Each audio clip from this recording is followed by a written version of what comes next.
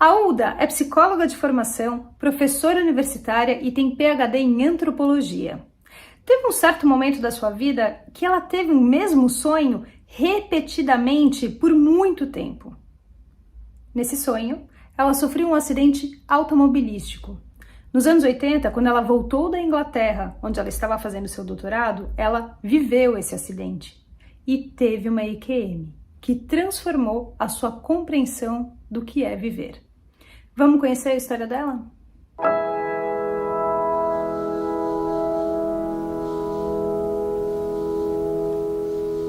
Bom dia, Ulda. Bom dia. Muito obrigado por você aceitar compartilhar conosco do canal Afinal que Somos Nós, a sua história, a sua EQM, o que aconteceu depois da EQM.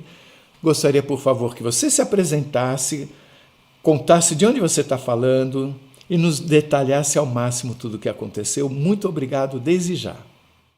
Bom dia de novo, bom dia a quem estiver ouvindo. Meu nome é Ulda Statler, eu sou professora universitária, fui professora da Universidade Federal vários anos, muitos anos. Sou PhD em antropologia pela Universidade Inglesa, vamos dizer assim, comecei em Cambridge e depois terminei em Londres. E tenho uma dessas histórias de EQM para contar para as pessoas, que não começou propriamente na experiência em si, né? A minha história, na verdade, começa na infância, porque desde a infância eu tive muitas possibilidades de entrar em contato com coisas que eu não entendia bem devido à idade, devido à preocupação com outras coisas.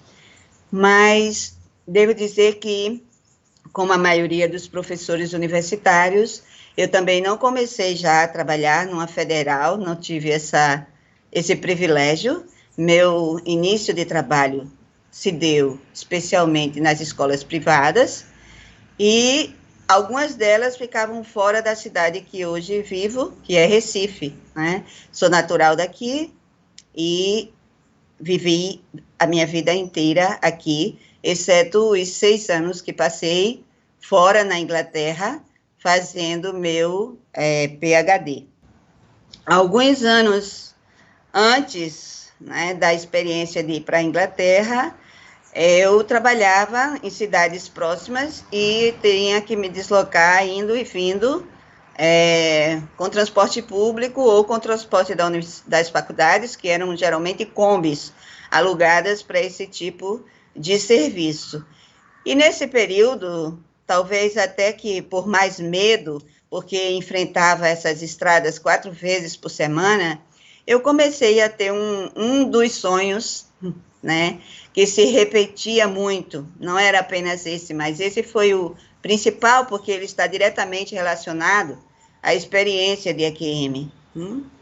Eu sonhava com um acidente de Kombi.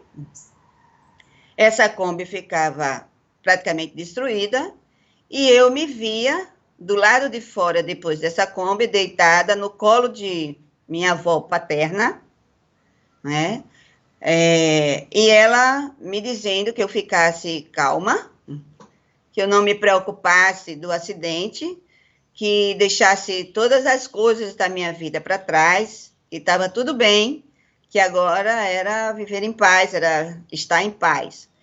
E eu acordava, claro, bastante assustada com isso, porque era um sonho contínuo, né? Constante, assim. Me vinha muitas vezes, eu sonhava 2, 3 vezes por mês com essa mesma coisa, e eu comentava, às vezes, com alguns colegas que aquilo estava me apavorando um pouco, porque certamente iria acontecer algum acidente nas minhas viagens para trabalho.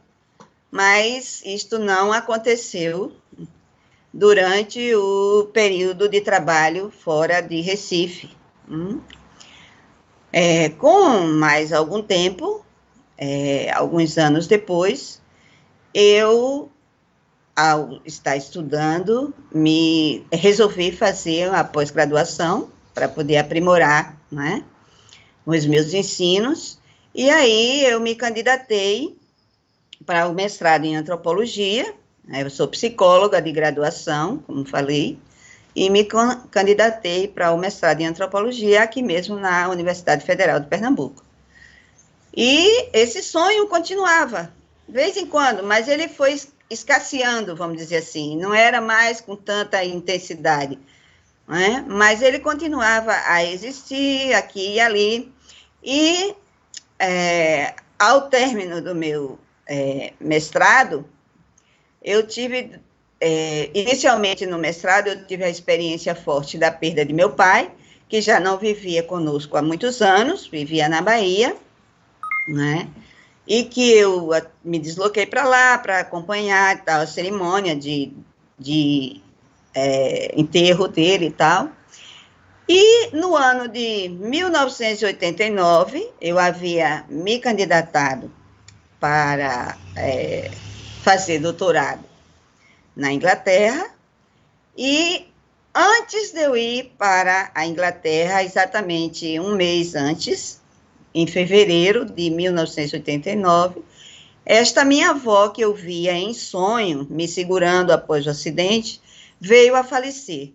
E essa é outra história longa, porque eu sempre tive uma relação muito forte com ela, né? E por diversas vezes, ela, vamos dizer assim, me apareceu e me aparece, né? Em muitas circunstâncias. Então, em 1989, após um esforço sobrenatural, porque não é fácil enfrentar o CNPq para estudar na Inglaterra, e muito menos em Cambridge, né? Era sonho de consumo em excesso para uma pessoa que eu era uma pessoa de classe média baixa, baixíssima, tinha pouquíssimos recursos, até para comprar livros e coisas assim, eu precisava fazer muito esforço para conquistá-los, mas sempre tive um afã muito grande por estudar, por desenvolver a minha capacidade de compreender as coisas, né? Sempre fui alguém muito voltada para isso. E aí, com o falecimento da minha avó, isso se tornou até um pouco triste, porque antes dela falecer, eu fui contar para ela que tinha sido aprovada em Cambridge para estudar e tal, e ela, muito assim, amavelmente, disse: mas minha filha, isso é coisa para rico, por que você não fica mais aqui, tranquilinha, faz suas coisas aqui mesmo, deixe isso para lá, você vai ter condições. Eu tive que explicar para ela que eu não ia por minha conta própria, eu teria uma bolsa e tal, mas poucos dias depois ela vem a óbito, né?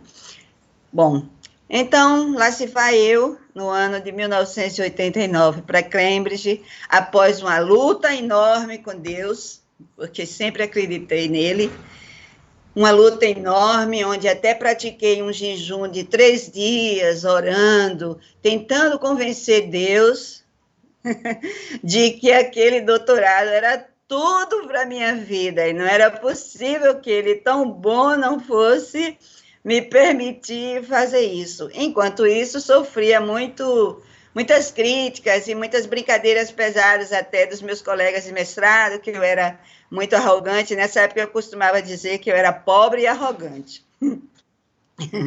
Então, eu consegui conquistar isso, e para surpresa minha e de todos, né, após esses dias de jejum e tudo mais, talvez até pela tristeza da partida da minha avó, né, uma força maior, eu fui para Cambridge, né, eu fui para a Inglaterra, ainda sem a bolsa propriamente dita, embora só prometida. A bolsa foi prometida, o projeto aprovado em Cambridge, aprovado em todo canto, mas ainda sem a concretude da chegada da bolsa. Se não me engano, era um momento também assim político no Brasil muito complicado, de grana, como sempre, mas consegui isso, né? Todos surpresos.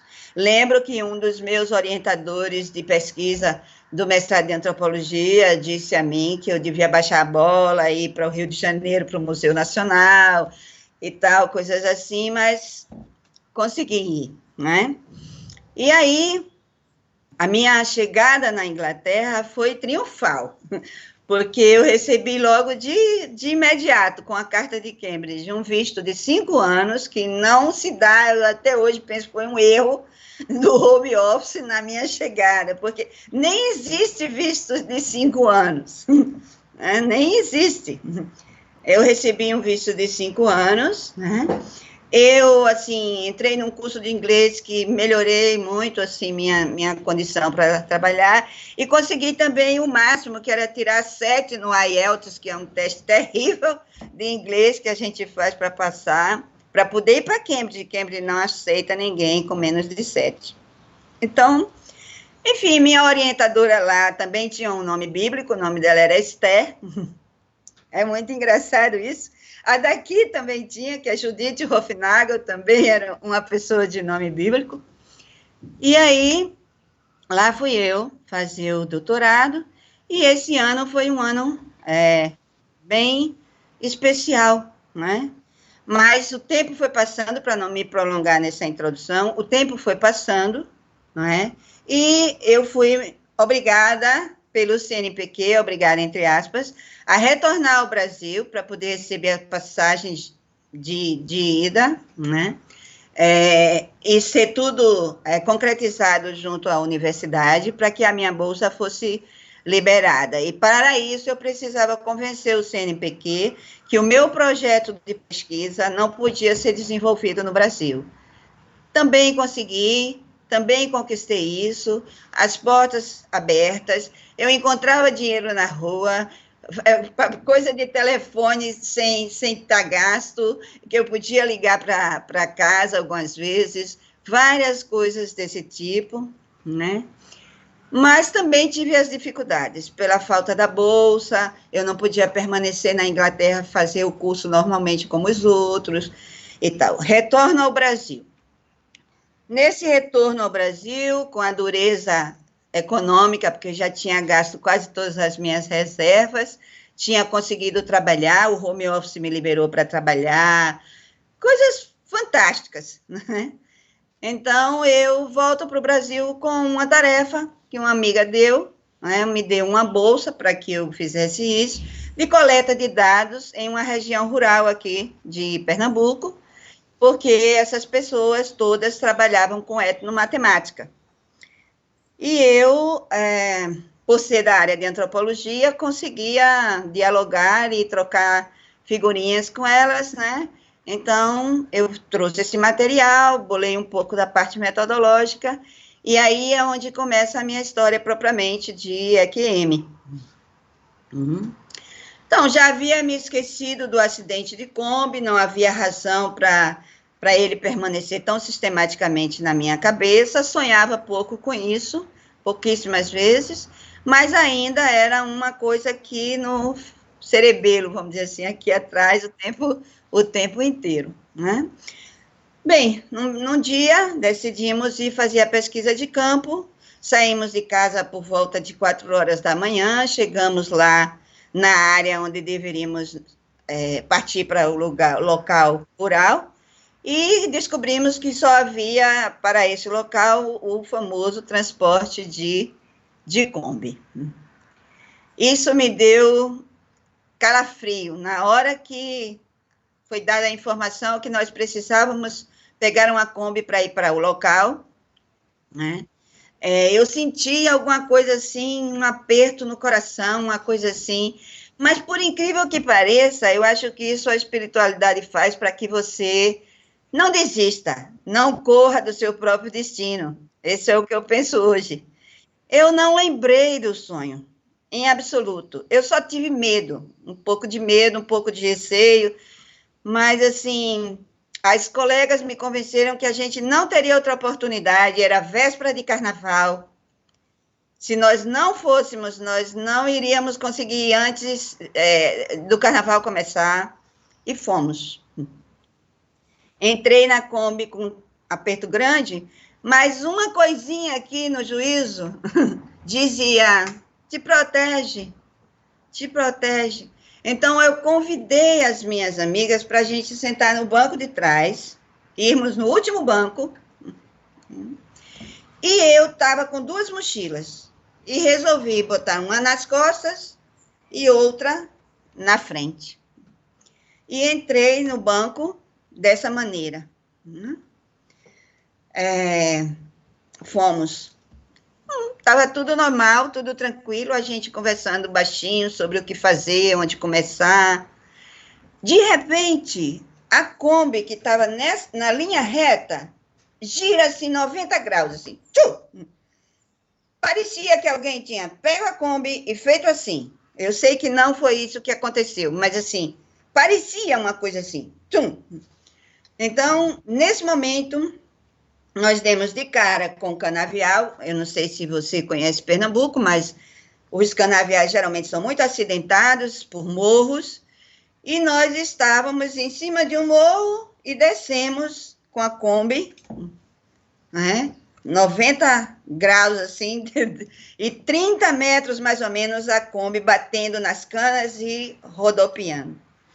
Eu não vi tudo, não vi chegar no fim, porque na primeira posição em que a Kombi fica empinada, né, a frente assim, e a gente lá no último banco, parecia que estávamos descendo de tobogã. Eu, pelos pesos, eu acho, das bolsas, eu caí com a minha testa e meu rosto todo bateu no teto da Kombi, com muita força, porque era o impacto da virada. E eu saí fora do corpo. A impressão que tenho hoje é que, sabe, aqueles desenhos animados que você dá um tabefe no outro e a alma sai assim, fora. Parecia uma coisa assim, né?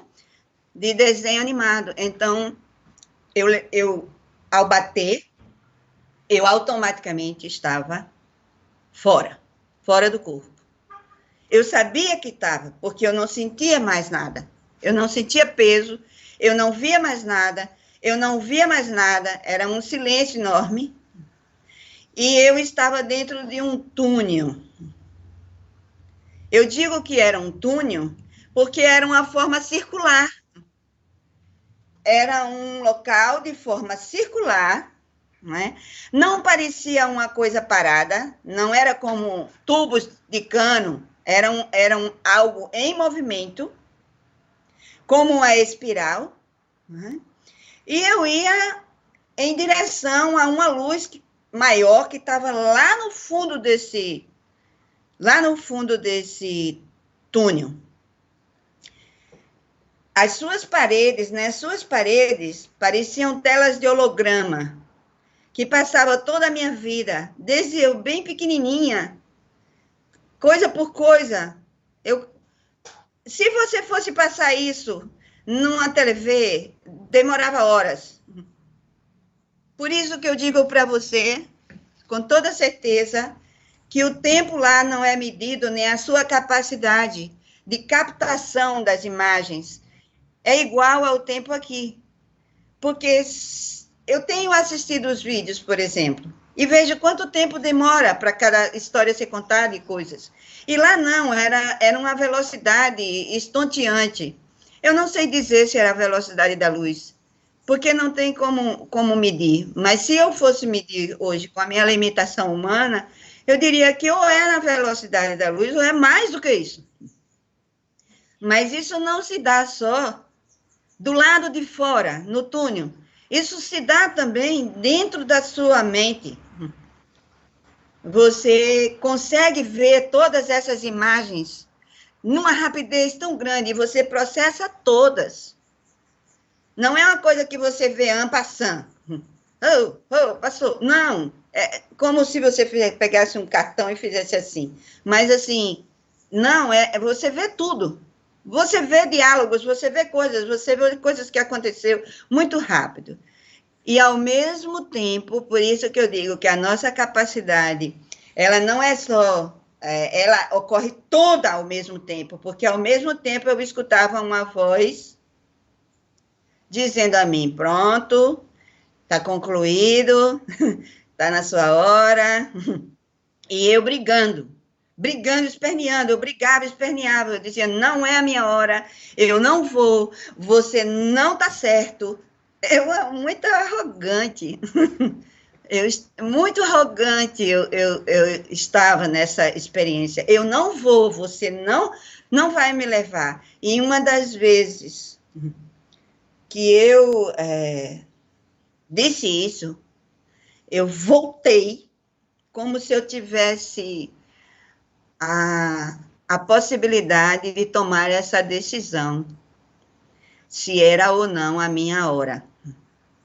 Eu voltei de uma forma tão imediata e eu não estava nem no meu corpo, nem dentro da Kombi, nada. Eu via já muitas pessoas em volta da Kombi, pessoas descendo no meio desse canavial, porque a Kombi deixou uma verdadeira estrada, assim, quebrou todas as canas para descer, as pessoas segurando nas canas, descendo, e eu rodeava a cana e falava com as pessoas, mas ninguém me via, nem ninguém me ouvia.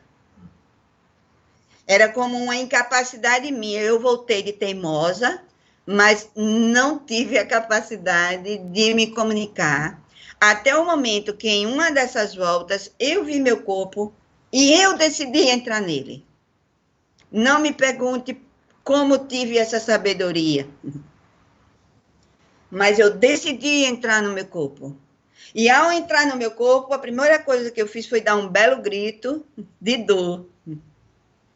Doía todo o meu rosto, estava ensanguentado, inchado, parecia um elefante. Eu tinha a sensação assim de que eu estava do tamanho de um elefante, né?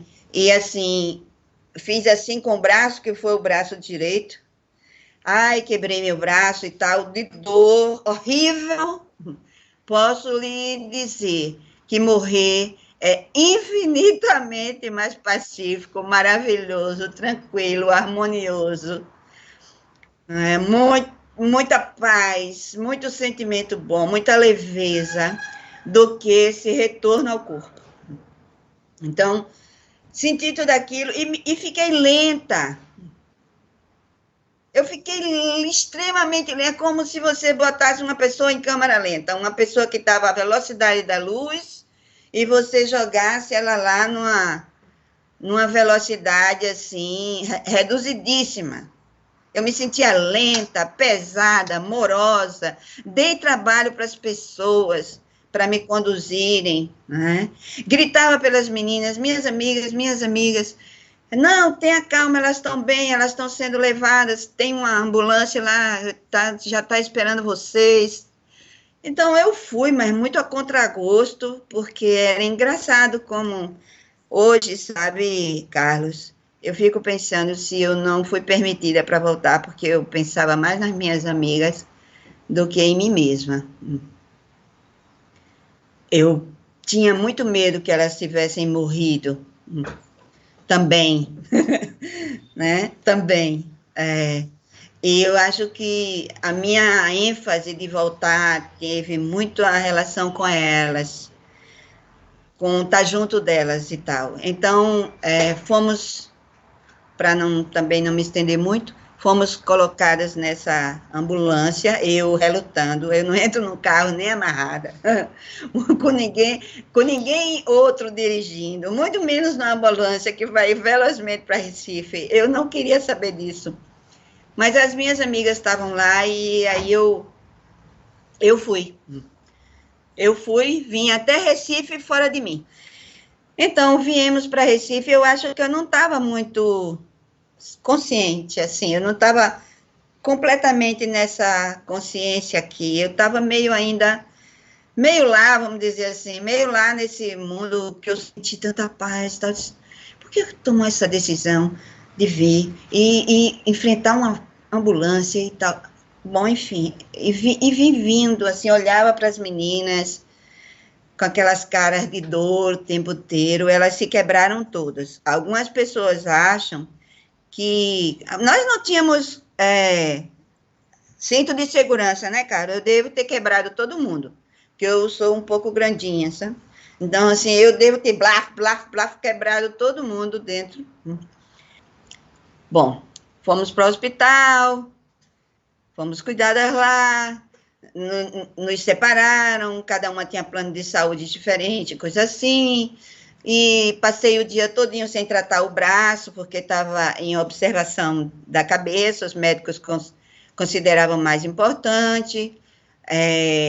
Fui para uma clínica, no final do dia eu fui para uma clínica de fratura, para poder ver o braço, finalmente, e tal. Minha família trouxe para casa, então vim para casa e tal, e agora eu tinha o carnaval inteiro para pensar na vida, saber o que tinha acontecido. Me preocupava mais com a experiência que eu tinha tido de sair do corpo, do que propriamente com os meus experimentos. E aí, convencer os outros também do que tinha acontecido. Como eu disse, eu era um pouco dura, não tinha como devolver imediatamente os recursos que tinham sido dados, nem tive mais condições, porque fiquei muito tempo em observação, de ressarcir, né, minha amiga e tal. Enfim, essa foi a minha experiência específica, né, como vocês querem, de EQM, né. E aí, a bolsa finalmente sai, e eu retorno à Inglaterra para dar continuidade aos meus estudos. Sou muito grata a Esther, ela estava entrando no ano sabático dela, mas ela não me abandonou, me mandou para um colega que ela considerava extremamente respeitável, em Londres, e eu dei continuidade à minha tese lá. A minha tese foi na linha de religiões, de antropologia da religião, eu tenho essa especialidade. E eu estava estudando as relações lógicas entre crença e pensamento, né, científico e tal. Então, como eu disse, eu era pobre e arrogante, assim, a pessoa se meter a fazer estudo na linha filosófica noutra língua. Mas eu fui bem abençoada. Começou aí um processo em mim que eu só consigo atribuir a essa experiência. Hoje eu penso que, enquanto eu me debatia, eu recebi uma boa dose de upgrading mental e de consciência quando eu estava fora do corpo. É como se eu tivesse passado por um laboratório e onde eu tivesse sido melhorada. Uma coisa que me chamou a atenção, Uda, quando você falou sobre a percepção do tempo aqui e lá. Pelo que entendi, você sentiu que o tempo era o mesmo, ele passava da mesma forma, porém a sua capacidade de absorção das coisas é que mudava. Foi isso mesmo que você falou? Sim. É como se 5 minutos aqui pudessem ser transformados lá na possibilidade de você captar uma infinidade de informações e coisas que você não tem se você está vivendo num tempo contado pelo relógio. Mas você sente que continuam sendo 5 minutos lá? Eita, Carlos, é difícil dizer, mas a impressão que eu tenho é que eu passei fora de mim, no máximo, 15 minutos e que não foi diferente. Não foi diferente, 15 minutos cá ou lá. O que diferencia 15 minutos cá e 15 minutos lá é a qualidade e a velocidade com que mentalmente você é capaz de absorver informações. Ok, você só ficou no túnel, quer dizer, eu falo até como se eu soubesse o que é isso e eu não sei, mas a sensação que dá é que você foi até um certo ponto, você poderia ir mais, outras pessoas vão mais ou não. É um pouco complicado eu querer falar sobre isso. Mas eu vou ainda assim fazer a pergunta. Você sentiu de alguma forma essa aparente fusão ou conexão entre presente, passado e futuro quando você estava lá? Que é alguma coisa que as pessoas várias vezes falam? Com certeza. Não existe essa ideia de presente, passado e futuro. Por quê? À medida que eu via as imagens, era a mesma medida que eu as vivenciava. Você não só viu, você reviveu aquelas cenas. Eu experimentava aquelas cenas.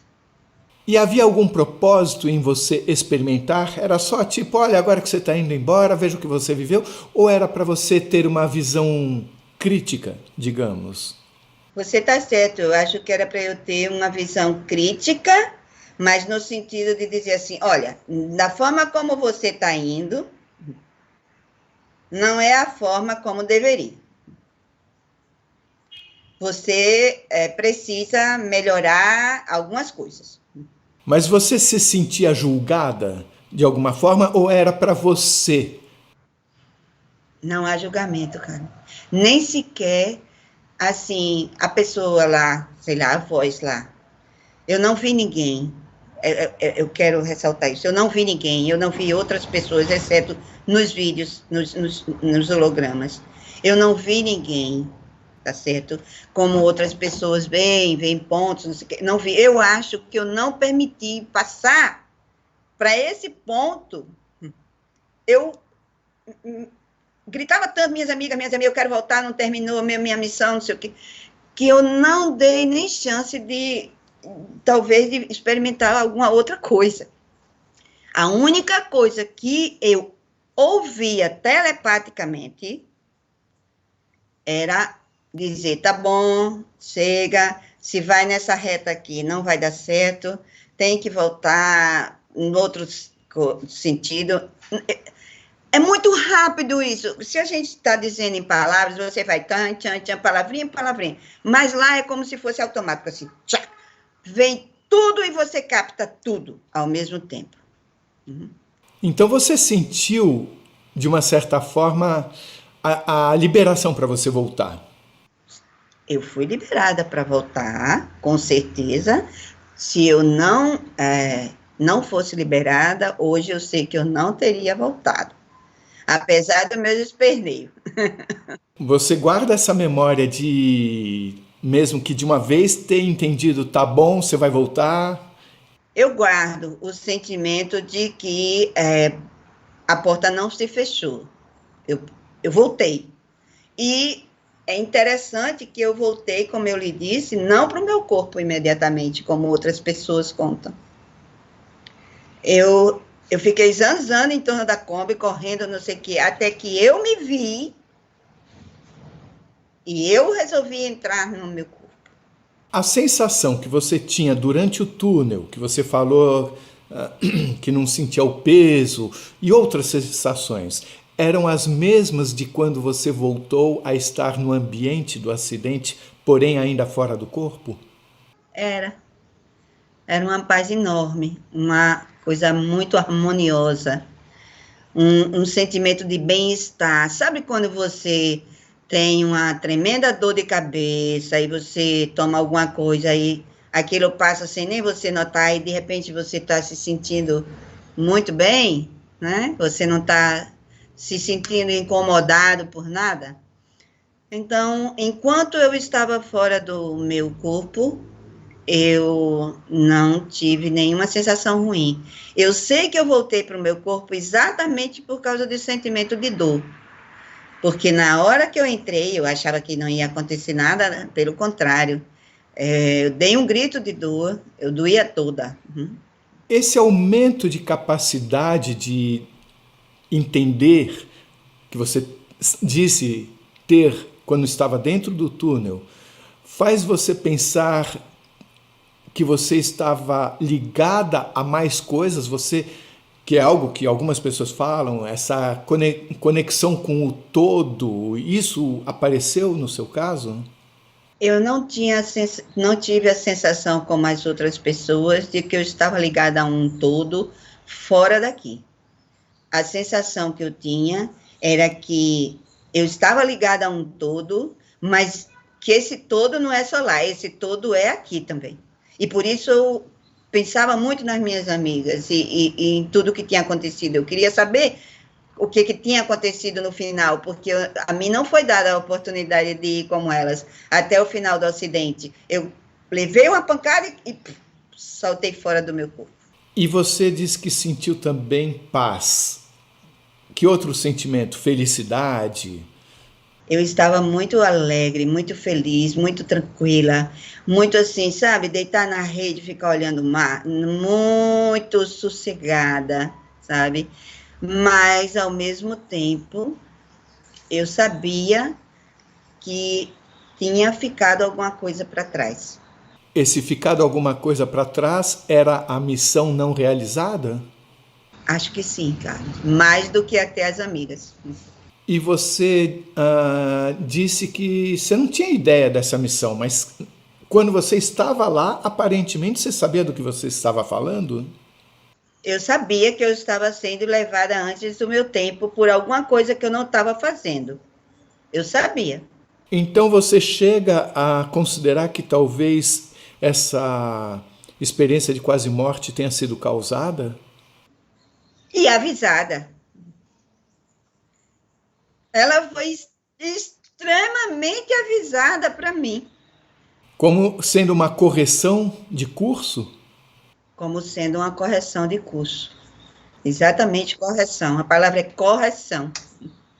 Me dá vontade de pensar que a voz que falou para você, ok, acabou, como se essa voz estivesse fazendo um jogo de cena, tipo, já esperando que você fosse responder o que você respondeu, visto que era uma correção de curso. Talvez você esteja absolutamente certo. Já pensei isso também. Papai do céu é divertido às vezes. Ele às vezes faz umas brincadeiras que a gente tem que. Eu acho que ele é às vezes assim, engraçadinho.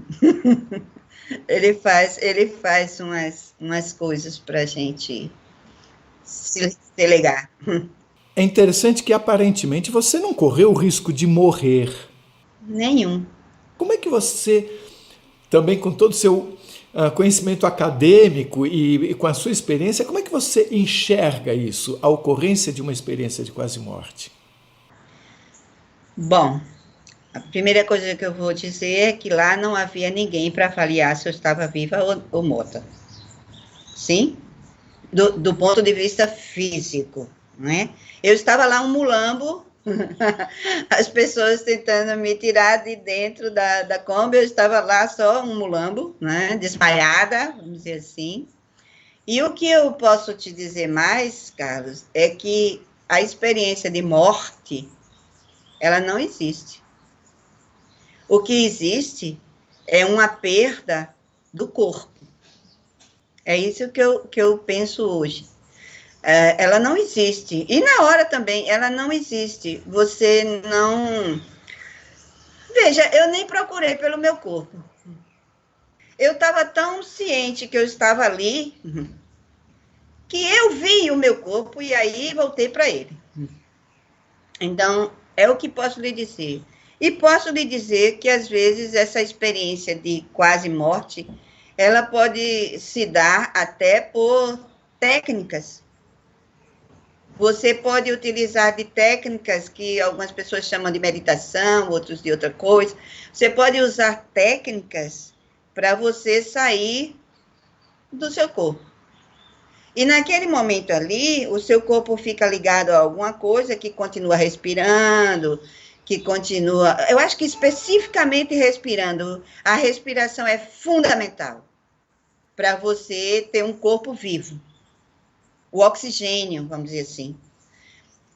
Mas, assim, a ideia de morte propriamente, morte no sentido, você deixou de existir, não existe nada. Não existe. Algumas pessoas comentam que quando vamos dizer, ao sair do corpo físico, elas passaram por